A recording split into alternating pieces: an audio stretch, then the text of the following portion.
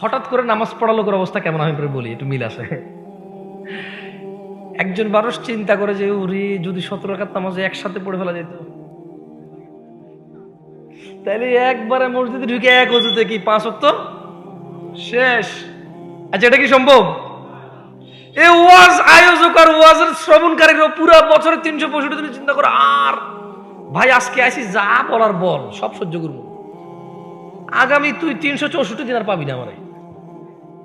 খুতবায় আমি যাবো না, জুমার আমি রুকুতে যাব। প্রথম রাকাতের রুকু পাইলে ওকে, না পাইলে পরের রাকাত তো পাইছি, মানে জুমা পাইছি, এক রাকাত নিজে পড়ে নেব।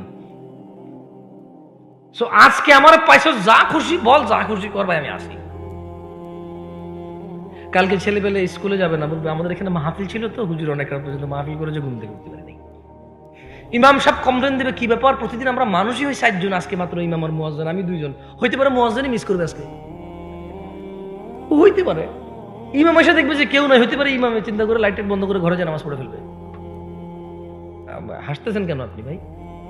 আমি তো রাত বিরাত চলাফেরা করি, তো দেখি শুধু ইমাম আর মুয়াজ্জিন, আর খালি মসজিদের বাইরে যে এমনি তাকায়, একজন মুসল্লির অপেক্ষা করে। ট্রাস্ট মি, মানে ইমাম মুয়াজ্জিন 2 জন, একজন মুসল্লির অপেক্ষায়। এক জায়গায় গেছি একবার, সলাতের টাইম ওভার অলরেডি, মানে সূর্য উঠে যাবে বা আলো হয়ে যাচ্ছে প্রচুর। ওই এক ভদ্রলোক মুরব্বী, এর হাত একটু অসুস্থ ছিল ওনার, তো বারবার যায় খালি বারান্দা দেখে, বারবার যায় খালি বারান্দা দেখে। তো আমি বললাম, আমি 2014 সালের কথা বলতেছি, আপনাকে কত সাল, এখনকার অবস্থা আরো খারাপ হয়তো আমি জানি না, বা আরো ভালো আমি জানি না। পর আমি বললাম যে দাদা নামাজ পড়াবেন না? বারবার বারান্দা, সুন্দর করে বলছি, বারবার বারান্দা যায় কি দেখেন? উনি বলে যে ইয়ো, আমাদের আঞ্চলিকতা বলছি, ইয়ো সাইনে আরোগ্য মানুষ আইনি। ওর ওই কথার মধ্যে প্রচুর দরদ ছিল ভাই। বিশ্বাস করেন, একজন ইমাম আর মুয়াজ্জিন বারবার যা বারান্দা তাকাচ্ছিল, খালি আর একজন আসে কিনা। কয়জন আসে কিনা? একজন। তো একজন মুসল্লির জন্য ইমাম মুয়াজ্জিন নামাজের টাইম পর্যন্ত ক্রস করে ফেলতেছে যে খালি একজন আসে কিনা।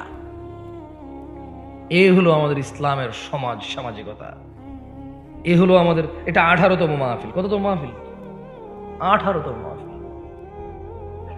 অনেকে আছে গত 17 বারই ওয়াজ শুনছে, কিন্তু যদি বলি যে একটা হাদিস বলেন আপনি মুখস্থ করছেন, ওকে আপনি 17 বছর আগে কোরআন পড়তে পারতেন না, শুধু 17 বছর শুধু ওয়াজে আইসা 17 বার ওয়াজে আসছেন, এরপর আপনার কাছে মনে হচ্ছে না কোরআন শিখে ফেলতে হবে, আপনি এরপরে মক্তবে গেলেন বা মাদ্রাসায় গেলেন, হুজুরকে ধরলেন বা একজন টিউশন মাস্টার রাখলেন, আপনি কোরআন শিখছেন। একজন পাবো কিনা সন্দেহ আছে।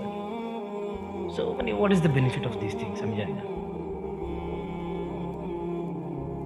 ওয়াজের সিজন আসে আলু বিক্রির সময়, ধান বিক্রির সময়, গম বিক্রির সময়, কারণ সবাই ধান বিক্রি করবে, গম বিক্রি করবে, আলু বিক্রি করবে, এরপর ওই টাকা দিবে, ওই টাকা দিয়ে ওয়াজ হবে, রাইট?